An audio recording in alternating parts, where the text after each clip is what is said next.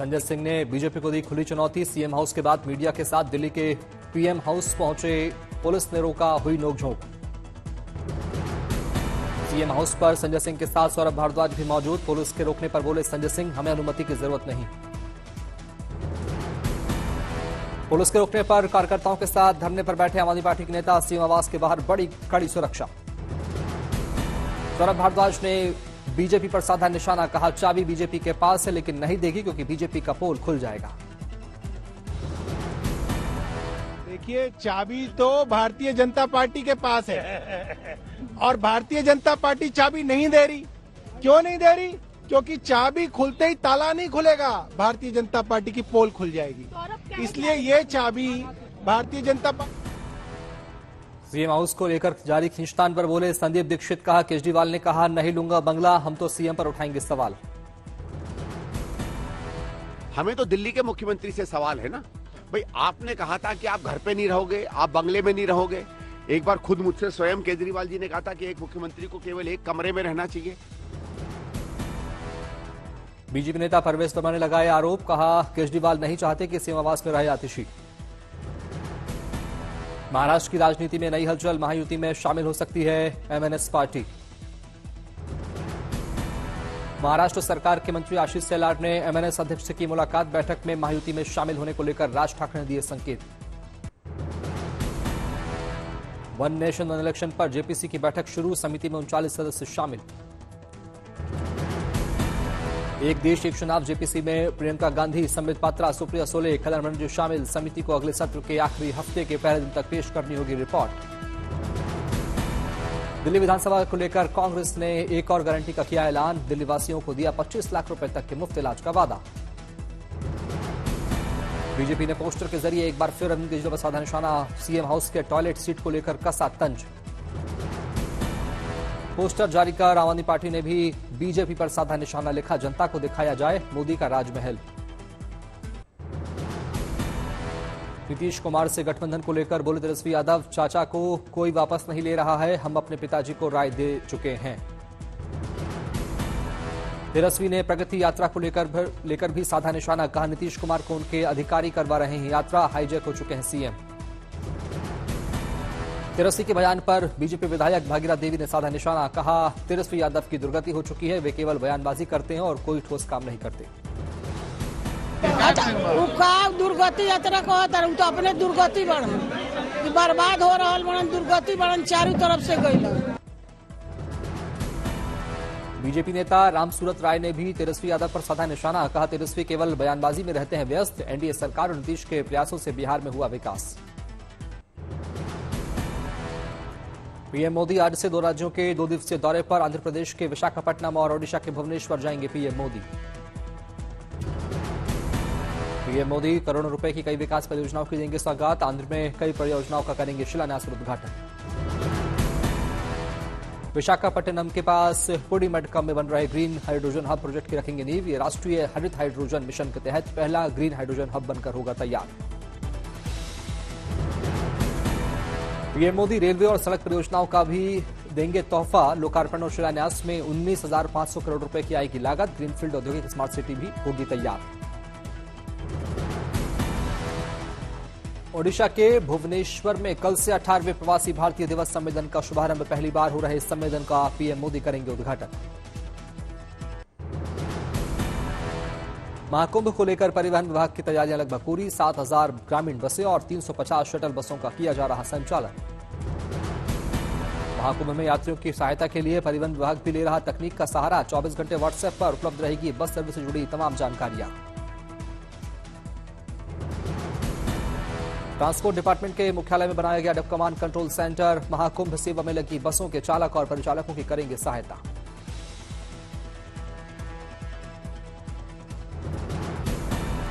प्रयागराज में ठिठुरन के बावजूद संगम तट पर स्नान ध्यान का सिलसिला जारी। सुबह सुबह बड़ी संख्या में घाट पर पहुंचे श्रद्धालु। महाकुंभ सुरक्षा को लेकर आसपास के जिलों में भी अलर्ट। फतेहपुर में सीमा पर पुलिस ने चलाया विशेष अभियान। महाकुंभ में लोगों के स्वास्थ्य को लेकर भी यूपी सरकार पूरी तरह अलर्ट। सीएम योगी ने शीतलहर से बचाने के लिए पुख्ता इंतजाम करने के दिए निर्देश। सीएम योगी ने स्वास्थ्य विभाग की टीमों को महाकुंभ के नियमित दौरे के दिए निर्देश, कहा तीर्थयात्रियों को आवश्यकता पड़ने पर तत्काल मिले मेडिकल सहायता। सीएम योगी ने सरकारी अस्पतालों को भी दिए सख्त निर्देश, दवाओं की पर्याप्त आपूर्ति के साथ डॉक्टर के 24 घंटे मौजूदगी के दिए निर्देश। महाकुंभ 2025 को साइबर हमले से बचाने के लिए यूपी पुलिस ने बनाई रणनीति, डीजीपी की निगरानी में साइबर स्पेस पर रखी जा रही नजर।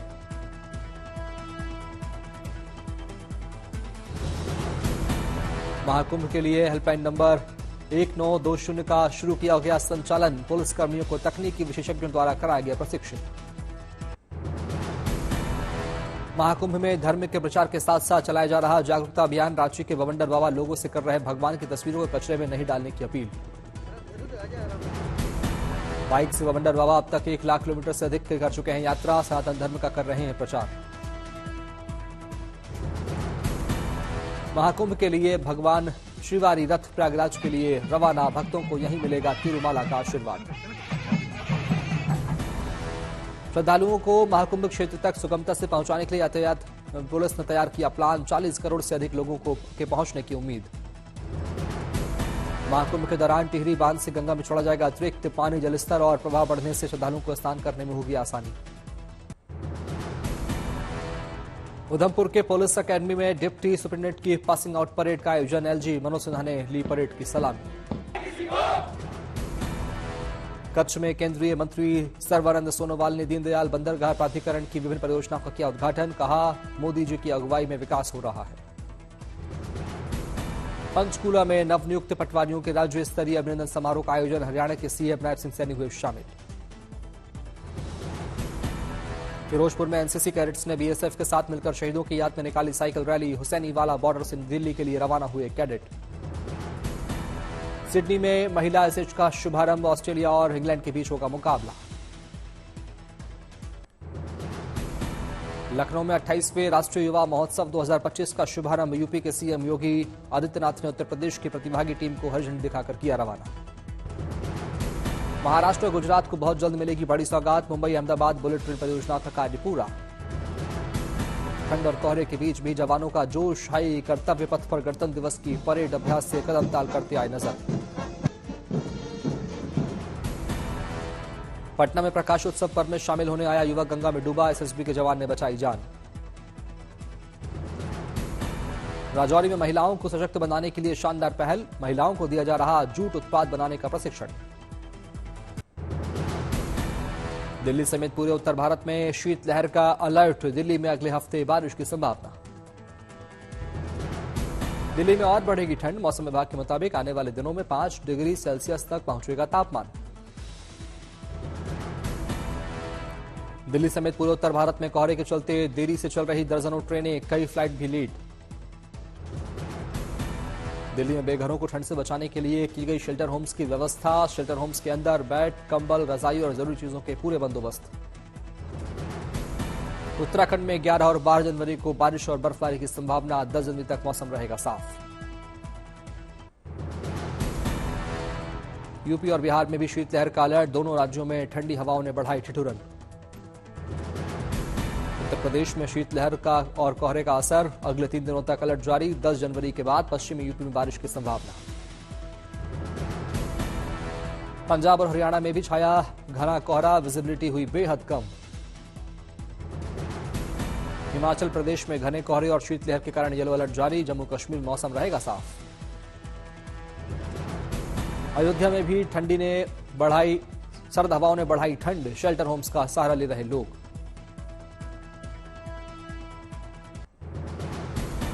वाराणसी में भी कोहरे ने बढ़ाई ठंड, नमो घाट पर छाया सन्नाटा। आगरा में छाया घना कोहरा, विजिबिलिटी हुई बेहद कम। मुरादाबाद में भी बढ़ती दिखी ठंड, अलाव का ले रहे लोग सहारा। बिहार के मुजफ्फरपुर में ठंड से बढ़ी परेशानी, कक्षा 1 से कक्षा 8वीं तक के स्कूल बंद। असम के जोरहाट में बारिश के साथ गिरे ओले, तेज आंधी से जनजीवन अस्त व्यस्त। सिक्किम में भारी बर्फबारी, चारों तरफ बिछी बर्फ की सफेद चादर।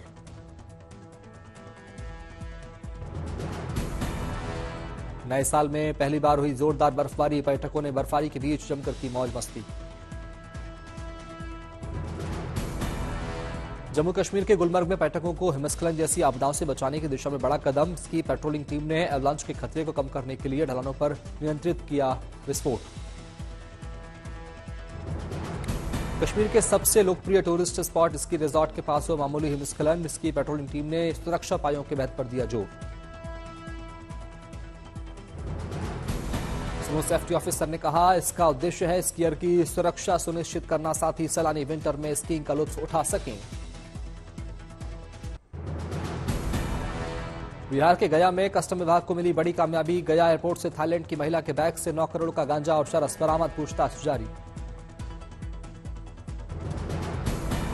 पंजाब के फिरोजपुर में पुलिस ने की बड़ी कार्रवाई। 2 किलो हेरोइन और 181 किलो पोस्ता भूसी के साथ 3 तस्कर गिरफ्तार, 1 वाहन जब्त। एमपी के सीहोर में लोकायुक्त का छापा। बिजली विभाग के जेई को 15,000 की रिश्वत लेते किया गिरफ्तार, पूछताछ जारी। सहारनपुर में रेलवे पुलिस ने की बड़ी कार्रवाई। रेलवे ट्रैक पर लोहा रखने के मामले में 2 आरोपी गिरफ्तार। उज्जैन में पुलिस को मिली बड़ी कामयाबी। घर से लाखों की चोरी करने वाले 2 बदमाश गिरफ्तार, 10 लाख कैश, 5 लाख के आभूषण बरामद। फिल्म लेट्स मीट का मोशन पोस्टर जारी। अगले महीने वैलेंटाइन डे पर यानी 7 फरवरी को सिनेमाघरों में होगी रिलीज।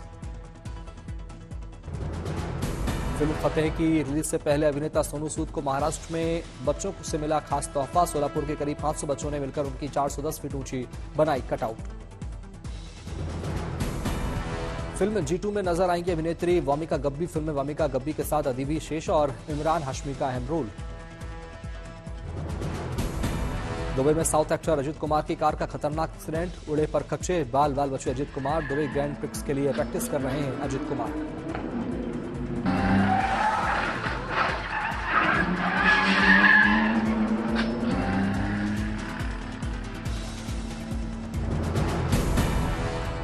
बिपाशा बसु के जन्मदिन पर उनकी बेटी देवी ने उन्हें खास अंदाज में किया विश। बिपाशा ने सोशल मीडिया पर वीडियो किया शेयर, जिसमें देवी की क्यूटनेस पर उनके फैंस खूब लुटा रहे प्यार। तिब्बत भूकंप में अब तक कम से कम 126 लोगों की मौत। रात भर जारी रहा बचाव और राहत का काम। अस्थायी शिविरों में प्रभावित लोगों के लिए किए गए बंदोबस्त। अमेरिका के लॉस एंजलिस में जंगल की आग से भयावह हुए हालात। 30,000 लोगों को इलाका छोड़ने के लिए कहा गया। 13,000 से अधिक इमारतों को हुआ नुकसान। पनामा नहर पर नियंत्रण के ट्रंप के बयान पर भड़का पनामा। विदेश मंत्री जेवियर मार्टिनेज आचाकई नहर की संप्रभुता पर समझौते से इनकार। हशमनी मामले में ट्रंप को बड़ा झटका। न्यूयॉर्क की अपील अदालत में ट्रंप की सजा टालने का अनुरोध खारिज। 20 जनवरी को सत्ता संभालने से 10 दिन पहले 10 जनवरी को होना है सजा का ऐलान। न्यूयॉर्क से पहले पहुंचे जेट ब्लू विमान की जांच में बरामद किए गए 2 पुरुषों के शव। एयरलाइन कंपनी ने मामले की जांच जारी रहने की कही बात। 1 महीने विमान के व्हील वेल से शव बरामद का दूसरा मामला।